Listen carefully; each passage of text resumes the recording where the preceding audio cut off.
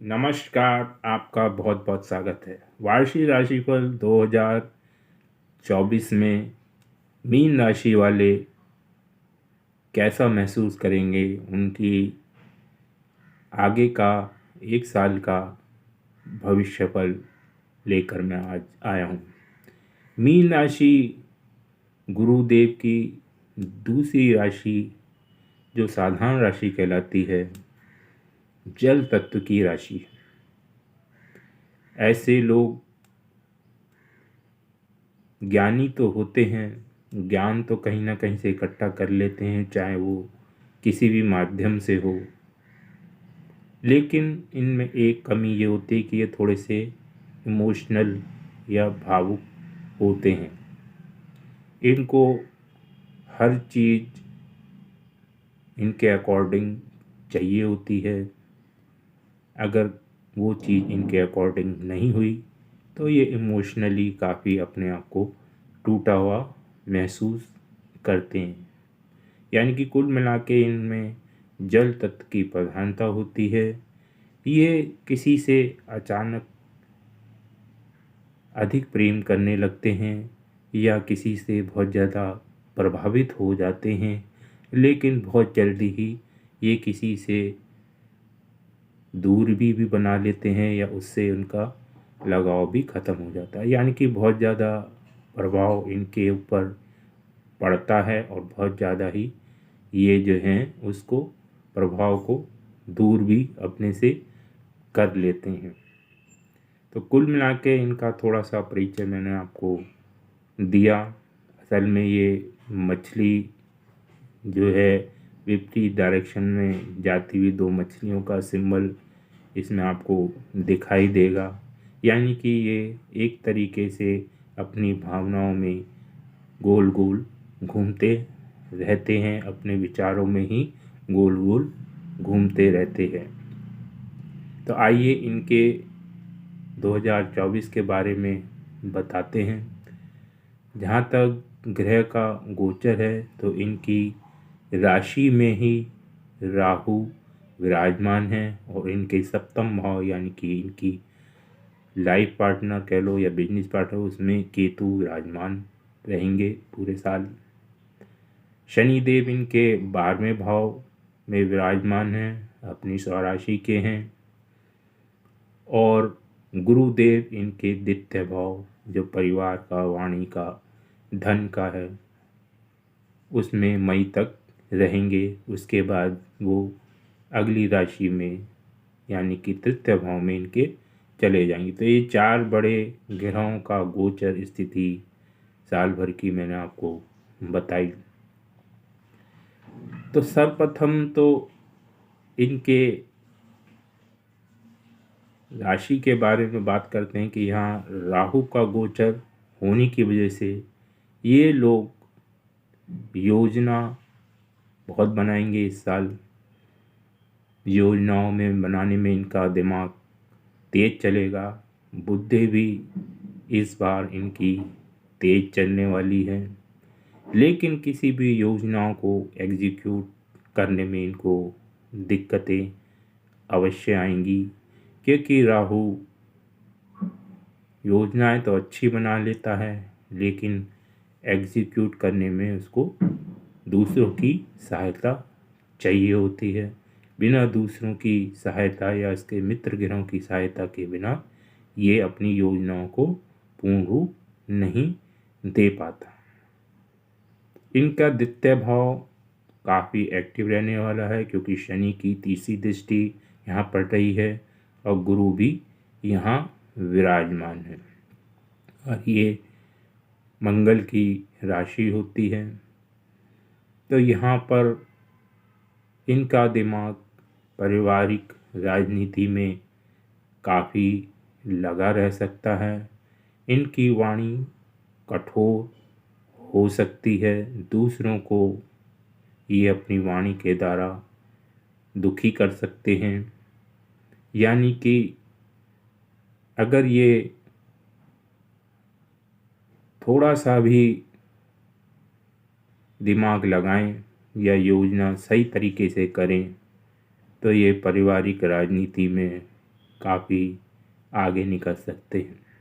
यानी कि एक लीडरशिप परिवार में इनकी रहने वाली है इस साल, लेकिन ये लीडरशिप कूटनीति वाली ही होगी। यानी कि ये किसी को भी अपने आगे नहीं समझेंगे और अपनी दिमागी राजनीति से सब पे वर्चस्व बनाने की कोशिश करेंगे। लेकिन ये सफल इसमें कितना हो पाएंगे, कितना नहीं हो पाएंगे, ये इनके खुद के एटमॉस्फेयर पर डिपेंड करेगा, इनके आसपास के माहौल पर डिपेंड करेगा।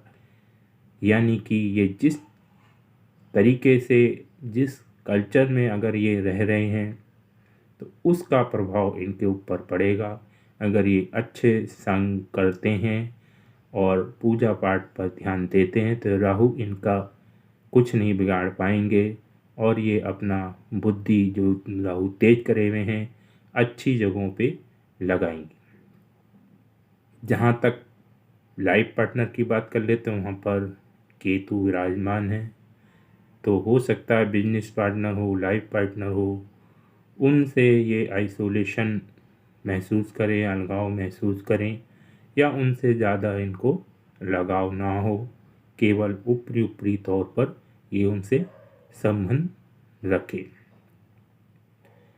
अब क्योंकि शनिदेव इनके 11वें भाव में स्वराशि के स्थित हैं, उनकी सीधे दृष्टि छठे भाव यानी रोग भाव पे भी पड़ रही है, तो ऐसे में शनिदेव बीमारी की वजह से खर्चे को बढ़ा सकते हैं। हॉस्पिटलाइजेशन या नॉर्मल बीमारी आपकी चल रही हो कोई, तो उस पर आपका खर्चा हो सकता है। तो इसलिए थोड़ा सा अपने स्वास्थ्य के बारे में ध्यान रखें, क्योंकि आपकी राशि में भी राहु चल रहे हैं और उनके 12th हाउस में शनि होने के कारण शरीर से संबंधित दिक्कतें, परेशानी और खर्चे आपके बढ़ सकते हैं।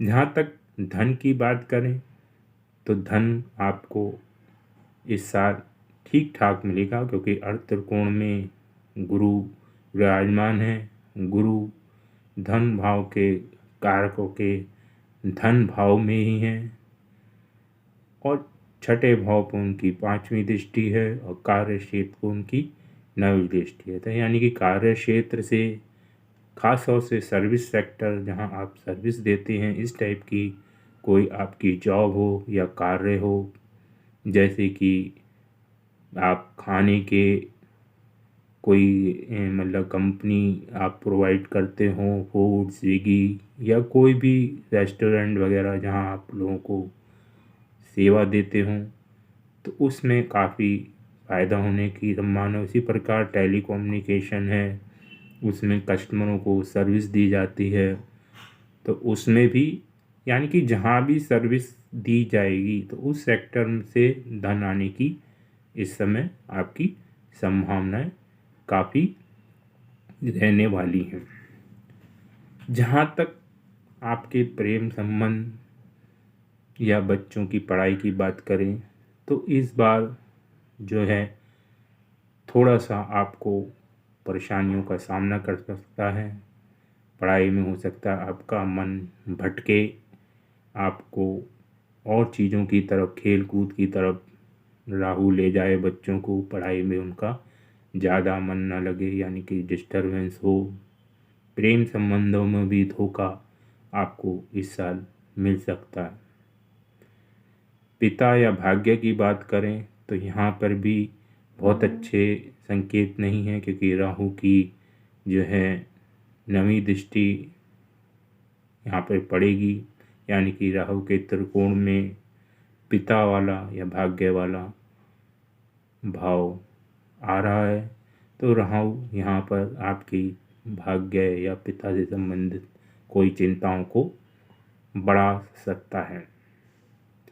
तो अगर देखा जाए तो आपको सावधानी अपनी वाणी में, अपने स्वास्थ्य में, अपने पिता के स्वास्थ्य के बारे में ज़्यादा रखने की है, अपने वैवाहिक जीवन के बारे में रखने की है। और क्योंकि गुरु की 7वीं दृष्टि आपके अष्टम भाव पे पड़ रही है। तो ऐसे में हो सकता है कि आपके अष्टम भाव से संबंधित अगर आप कोई जॉब करते हैं, टैक्सेशन डिपार्टमेंट में हैं या फिर रिसर्च में हैं, ऑकल्ट साइंस में हैं, खनिज क्षेत्र में है, पेट्रोलियम क्षेत्र में है, तो उसमें बढ़ोतरी की संभावना अवश्य आपको देखने को मिलेगी। वहीं आपके ये जो ससुराल पक्ष है उनको भी इस साल अच्छी उपलब्धि या सफलता मिलने के योग हैं। तो इस वीडियो में इतना ही। धन्यवाद।